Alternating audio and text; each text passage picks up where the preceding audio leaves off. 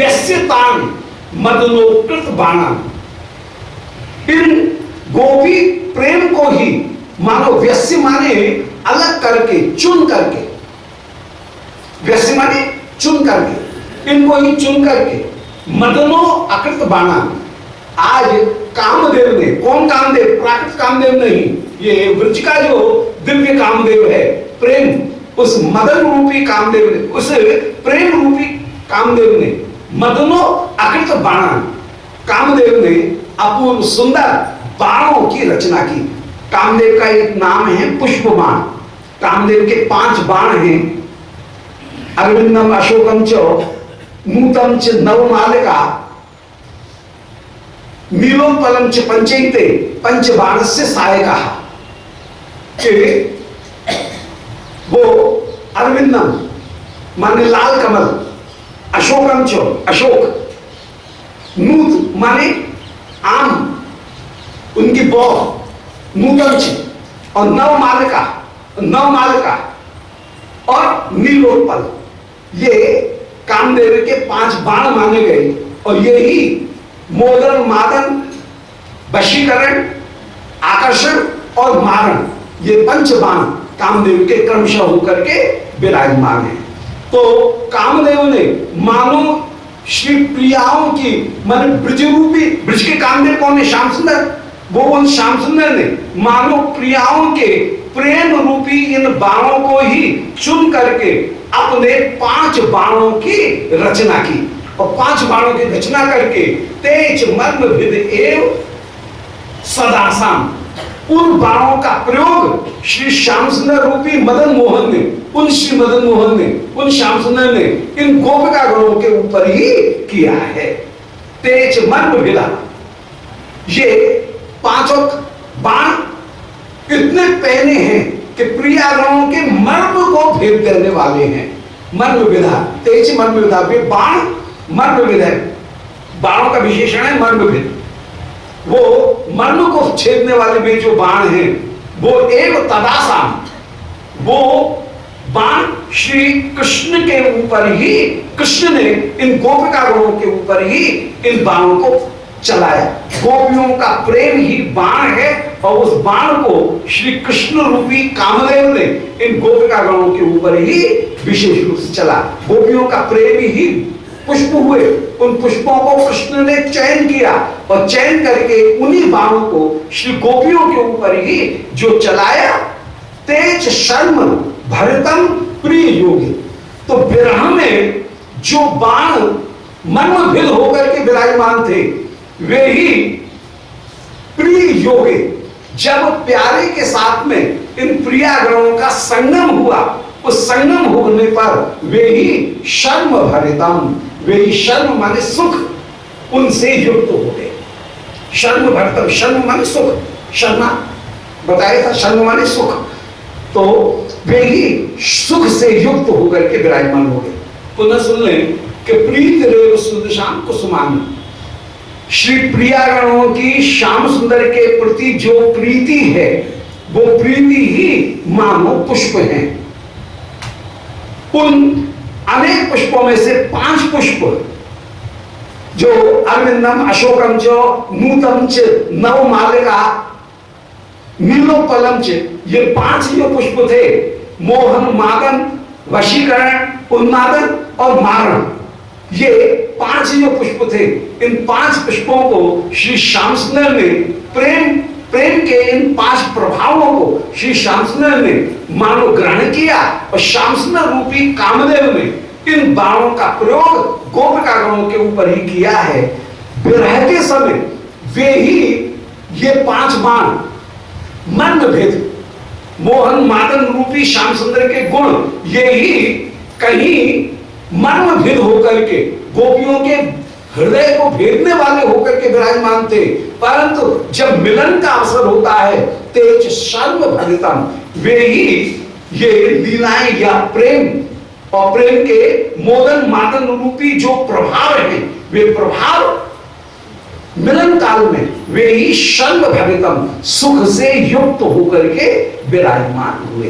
तेज मर्म शर्म भरितम प्रिय योगे, इति हरिम अभिवंद्य, ऐसे महिमा का वर्णन करके, वंदना करके कि इस कथा के द्वारा जो भक्तों के को अपूर्व अमृत की प्राप्ति होगी और उस अमृत को धारण करते हुए जितने भी भक्तगण हैं वे अपूर्व रूप से आनंदित होंगे। और रासलीला में से वर्णन किया, भक्तिम पराम भगवती प्रसलब्धि कामम हृदय माशवप्नोति, कि पराभक्ति की प्राप्ति और हृदय के रोग उनकी निवृत्ति हो जाएगी। माने विरह की निवृत्ति और सेवा सुख का साक्षात अनुभव होने पर जो उत्कंठा, उस उत्कंठा की निवृत्ति, ये दोनों उसके द्वारा हो जाएगी। इति हरिम, अंतिम श्लोक निरूपण कर रहे हैं इस मध्याह्न लीला का। इति हरिम अभिवंद्य स्वालयम सालिबद्ध्वा समम अगमत अमंदो कंठया यदि वृद्धा प्रिय सख धृत पाणि सोप तत् पृष्ठवर्त्मो प्रतिहत नयन आप स्वान सखीन रक्षतोगा। इति हरिम अभिवंद्यो, श्री जटला जी ने उस समय फिर श्री कृष्ण को प्रणाम किया। ब्राह्मण देवता हमारे प्रणाम तो किया करना ही पर पुरोहित अभी अभी पूजा करा करके चुके हैं। तो इति हरिम अभिवंद्यो, श्री जटला बार बार श्री कृष्ण को प्रणाम कर रही हैं।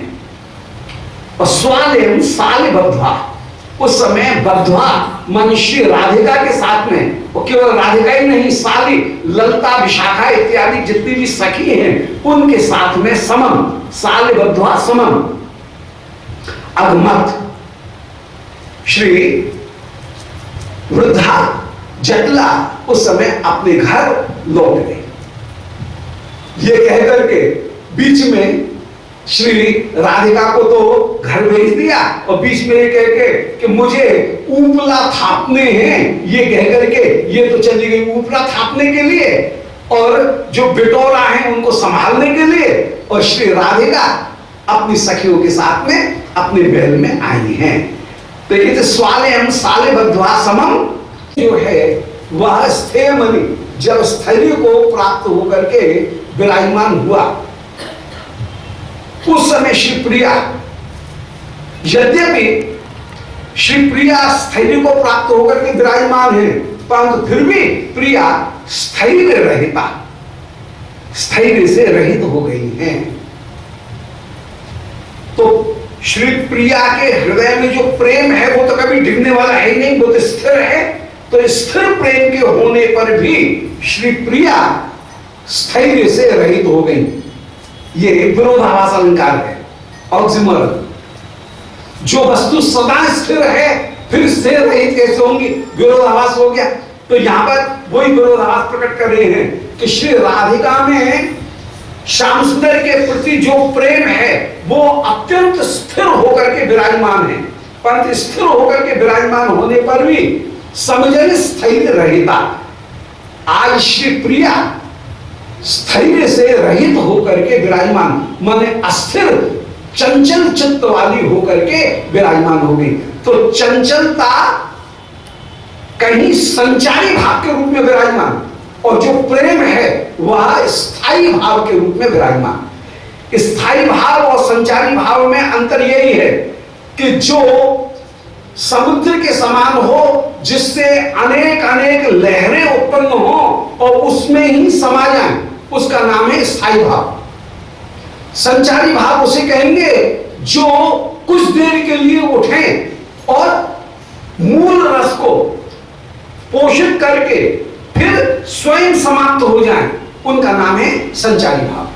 तो कृष्ण रति यह है स्थायी भाव और उसमें चंचलता रूपी जो संचारी भाव है वह उदय हो रहा है। जैसे समुद्र से लहर उत्पन्न होती है, समुद्र में ही डूब जाती हैं, मिल जाती हैं, ऐसे प्रेम रूपी समुद्र से ही चंचलता, व्याकुलता, दीनता, उत्सुकता, ये सारे 33 संचारी भाव एक साथ उत्पन्न होते हैं, क्रम करके उत्पन्न होते हैं और समुद्र से उत्पन्न होकर के कृष्ण प्रेम रूपी जो स्थायी भाव है उससे उत्पन्न होकर के स्थायी भाव रूपी समुद्र में ही समाहित हो जाते हैं। स्थायी भाव को पोषित करके उसमें ही समाहित हो जाते हैं। व्यभिचारी का तात्पर्य है कि विशेषण आभिमुख्येण चरंती इति व्यभिचारिण, जो विशेष रूप से आभिमुख्य माने मुख्य स्थायी भाव को पोषित करते हुए आगे बढ़ते हैं, उनका नाम है स्थायी भाव। या संचरंती, जो प्रेम को, जो मूल भाव है स्थायी भाव, उसको आगे बढ़ाएं, उसका नाम संचारी भाव। जो संचरण करें, उनमें गति पैदा करें, उनका नाम संचारी भाव। तो श्री प्रिया के हृदय में कृष्ण रति रूपी स्थायी भाव विराजमान है और उस स्थायी भाव को आगे बढ़ाने के लिए, संचरित करने के लिए, या विशेषण आभिमुख्येण चरति, विशेष रूप से उसे रस अवस्था को प्राप्त कराने के लिए, बढ़ाने के लिए जो चंचलता रूपी, अस्थिरता रूपी संचारी भाव है वो भी उत्पन्न हो रहा है। तो विरोधाभास का समाधान हो गया। ऊपर से देखने में विरोध कि प्रेम स्थिर है फिर भी स्थैर्य रहित हो गई, ऊपर से देखने में ऑक्सीमोरन है, विरोधाभास है, परंतु उसमें विरोध का निवृत्ति भी है, उसका समाधान भी है कि वो जो चंचलता है वह कृष्ण रति रूपी स्थायी भाव को आगे बढ़ा करके वह स्वयं समाप्त हो रही है, परंतु कृष्ण प्रेम को आगे बढ़ाता है। एक दृष्टांत से बात स्पष्ट हो जाएगी। जैसे शांत एक सरोवर है और उसमें किसी ने एक कंकड़ डाला तो एक आवर्त उत्पन्न हुआ। अब वो आवर्त बढ़ रहा है किनारे की ओर, परंतु किनारे की ओर बढ़े तब तक क्या होता है, दूसरी लहर आ गई। तो पहली लहर को दबा करके या पहली लहर को अपने भीतर ही मिला करके वो लहर आगे बढ़ेगी, तब तक तीसरी लहर आ गई और तीसरी लहर आई, उसने दूसरी लहर को अपने भीतर ले लिया। ऐसे एक संचारी भाव उत्पन्न हुआ, तब तक दूसरा संचारी भाव उत्पन्न हुआ, तब तक तीसरा संचारी भाव उत्पन्न हुआ। जरूरी नहीं कि जो पहली लहर उत्पन्न हुई है वो किनारे तक पहुंचे, वो बीच में भी समाप्त हो सकती है। किसी अन्य लहर जो आ रही है उस अन्य लहर में भी आकर के समाहित हो सकती है। तो इस प्रकार संचारी भाव एक दूसरे के साथ में भावोदय, भाव संधि, भाव शबलता प्राप्त करते हुए विराजमान होते हैं। तो उज्ज्वल दिनमणि में श्री भक्त साम्र सिंधु में भाव की तीन अवस्थाओं का वर्णन किया, भावोदय, भाव संधि, भाव शबलता। भावोदय का मतलब है एक लहर उत्पन्न हुई, भाव संधि का मतलब है दूसरी लहर ने उस लहर को अपने में मिला लिया, तीसरी हुई, तीसरी लहर आई, उनने पहली दोनों लहरों को अपने भीतर मिला लिया, उसका नाम है भाव शबलता। इस प्रकार ये रस प्रकट हो रहा है। तो यहाँ पर श्री किशोरी जी में मूल रूप में तो स्थायी भाव में प्रेम विराजमान है, अतः प्रेम ने स्थेय मणि, प्रेम जो है वो स्थेय मणि, वो स्थिर होकर के विराजमान है, परंतु उसके होने पर भी समजन स्थैर्य रहिता श्री विश्वानंदिनी स्थैर्य से रहित हो गई, माने चंचल होकर के विराजमान हुई। तो चंचलता एक सात्विक भाव है और प्रेम स्थायी भाव है, उन प्रेम से युक्त होकर के विराजमान हुई। प्रिय प्रिय चक्षुरो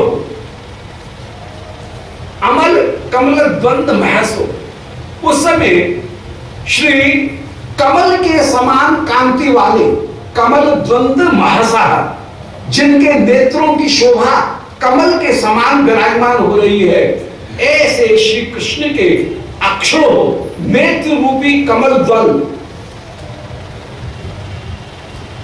ऐसे श्री कृष्ण के तटात स्वस्यावासात,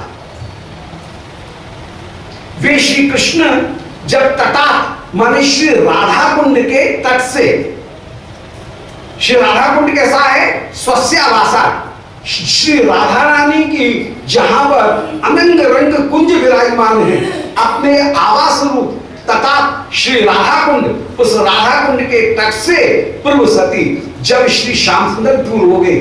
कैसे श्याम सुंदर? उनके लिए पहले वर्णन कराए हैं कि कमल अमल कमल द्वंद्व भाषा, जिनके नेत्रों की अक्षरों माने नेत्रों की शोभा अमल कमल द्वंद्व उनके समान, जिनकी अंग कांति है, जिनकी महास्मानी तेज है, ऐसे श्री श्याम सुंदर के श्री राधा कुंड से, राधा कुंड की भी अपनी अनंग रंग कुंज से जब दूर श्री श्याम सुंदर चले गए हैं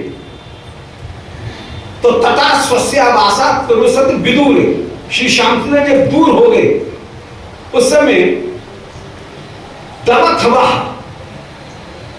उस समय चिंता के ताप ने, चिंता रूपी ताप ने बलाद आक्रम्यास्या, बलपूर्वक श्री राधिका के हृदय को आक्रमित कर दिया। और हृदय नगरी भेद अविशत, उस समय चित्त ताप ने श्री राधिका के हृदय नगरी को भेदन करने के लिए चित्त ताप ने राधिका के हृदय में प्रवेश किया। पुनः वर्णन करेंगे कि श्री राधिका में प्रेम स्थायी भाव के रूप में विराजमान है। अतः प्रेमणे स्थे मनि अपि समजन, प्रेम के स्थिर होने पर भी समजन स्थैर्य रहिता, श्री राधिका स्थैर्य से रहित हो गई। माने घर में आकर के जैसी बैठी प्यारे से मिलने के लिए एकदम व्याकुल हो गई। ये श्री राधिका प्रेम की एक विशेषता है कि पलकांतर अवलोक बिन कल्पांतर ही ब्याह। तो आज लौट करके जब आई हैं तो एकदम पलकांतर का जो दर्शन है, वियोग, वो भी कल्पांतर सभी का इनको व्यतीत हो रहा है। तो स्थिर प्रेम विराजमान है परंतु स्थैर्य रहिता श्री राधिका हो गई हैं। क्यों स्थैर्य रहित हो गई? उसका कारण है कि प्रेयस्य तथा स्वस्य आवासा पूर्व सती, कि उस समय प्यारे अपने आवास से माने राधा कुंड के निकट की कुंज से पूर्व सती माने दूर चले गए थे। अब श्री कृष्ण कैसे हैं? उनके लिए एक विशेषण कह रहे हैं कि अक्षो अमल कमल द्वंद्व महासो, जिनकी नेत्र अमल निर्मल कमल के समान महस माने तेज से युक्त हैं। वो दो नेत्र नहीं है मानो कोई अमल कमल उनकी शोभा को धारण करने वाले जिनके नेत्र हैं, ऐसे श्री श्याम सुंदर के श्री राधा कुंड के निकट के अनंग रंग जो कुंज, उससे दूर चले जाने पर, विदूरे दूर चले जाने पर दवथ वह, उस समय श्री राधिका के हृदय में चित्त में अपूर्व दवथ वह माने विरह का ताप उत्पन्न हुआ, विरह की अग्नि उत्पन्न हुई है, जिस अग्नि ने बलात् आक्रम्यस्या हृदय नगरी, श्री राधिका की हृदय नगरी के ऊपर बलपूर्वक आक्रमण कर दिया। और आक्रमण करके भेदुम अभिषद, आक्रमण करने के लिए, उस नगरी को भेदने के लिए, हृदय को भेदने के लिए उस ताप ने प्रवेश कर लिया। एक अलंकार होता है पर्सोनिफिकेशन या मानवीकरण। यहां दवथु जो है, दवथु माने ताप, बहुवचन में बनेगा दवथवा, माने तापों का जो समूह है उसका ही मानवीकरण किया गया है। तो श्री राधिका के हृदय में जो ताप उत्पन्न हुआ, वह ताप ही मानो एक विरोधी शत्रु बन करके श्री राधिका के हृदय को भेदन करने के लिए राधिका के हृदय में भीतर प्रवेश कर गया है। श्री श्याम सुंदर दूर हैं, श्याम सुंदर चले गए हैं राधिका के अपनी कुंज से, और उस समय श्री राधिका का जो ताप है, इस ताप को मौका मिला और ताप मिलकर के उस समय श्री राधिका के हृदय में प्रवेश करना चाह रहा है।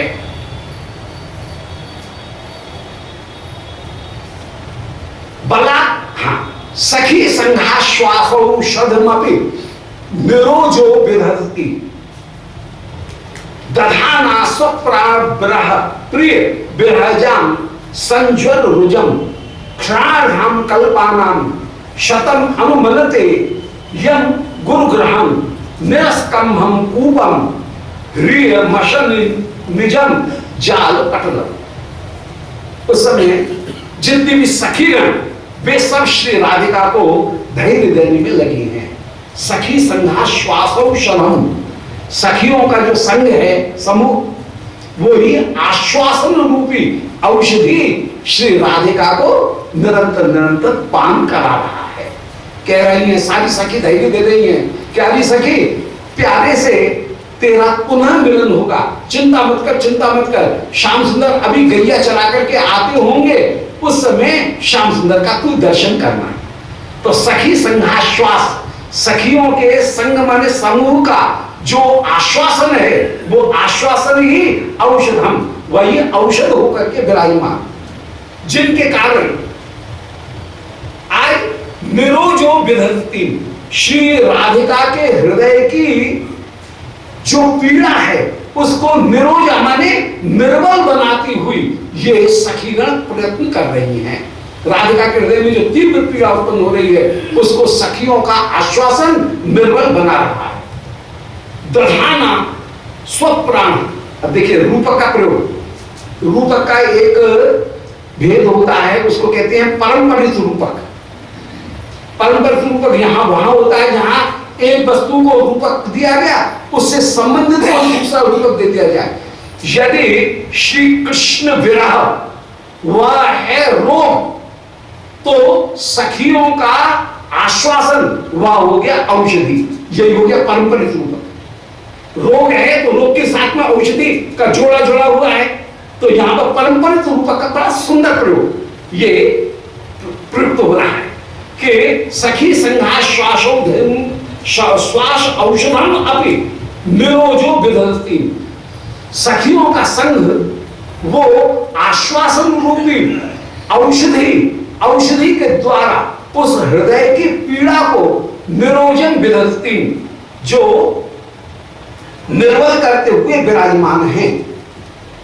दधाना स्वप्रिय विरहजाम संज्वल रुजम, श्री राधिका अपने प्राण प्रिय के विरह से उत्पन्न होने वाले संज्वर रुज माने रोग को धारण करके विराजमान है, और सखीगण अपने आश्वासन के द्वारा उस रोग को कहीं नीरोज माने निर्बल करती हुई विराजमान हो रही हैं। सखीगणों का स्वभाव है कि वे सर्वदा सर्वदा आश्वासन देती हुई विराजमान होंगी। क्षणार्धं कल्पन्ता शतम अनुमन्यते, और उस समय श्री राधिका एक एक आधे क्षण को भी कल्पानाम शतम अनुमन्यते, सैकड़ों कल्प के समान मान रही है। क्षण युग शतमेव यासाम्येन बिना भव, श्री श्रीमद् भागवत में वर्णन किया कि इन गोपियों के लिए एक एक क्षण का जो समय है वो शत कल्प के समान व्यतीत हो जाता है। तो क्षणार्धम कल्पानाम शतम अनुमन्यते, ये एक एक क्षण को 100 कल्प के समान मानती हुई विराजमान हो रही हैं, और उनको आज अपना वह गुरुग्रहम, वो विशाल किशोरी जी का जो महल, वो भी श्री कृष्ण के बिना, वो गुरुग्रहम, वो गुरुजनों का ग्रह अथवा गुरुग्रह में विशाल जो ग्रह है, वो विशाल ग्रह भी निरस्कंभम कूपम, आज ऐसा लग रहा है जैसे यह सूखा हुआ कुआं है।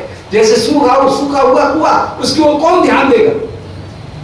ऐसे ही वो घर आज निरुष्कंभम, जिसमें जल नहीं है, ऐसे कुएं की तरह से लग रहा है। कितना सुंदर उपमा का प्रयोग, ये उपमा अलंकार का प्रयोग है, जहां पर प्रस्फुटम सुंदरम साम्यम उपमात्य विधीयते, स्पष्ट सुंदर जहां समानता हो उसका नाम उपमा है।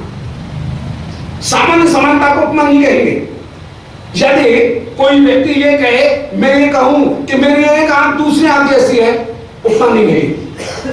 नो, ये उपमा नहीं है।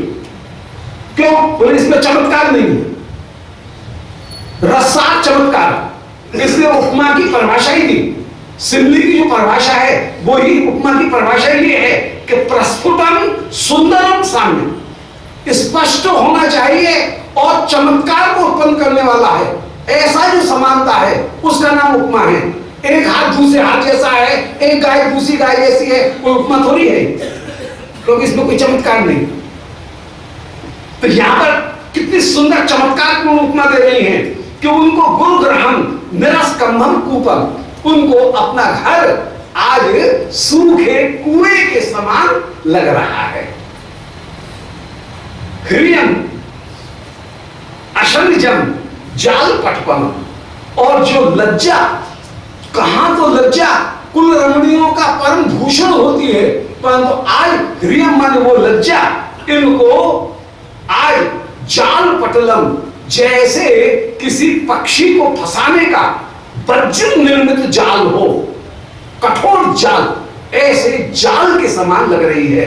तो ह्रियम माने लज्जा, अशनिजम, अशनि माने वज्र, वज्र के समान बने हुए, माने बड़े पक्के मजबूत, जाल पटलम, जाल के समान उनको लज्जा लग रही है।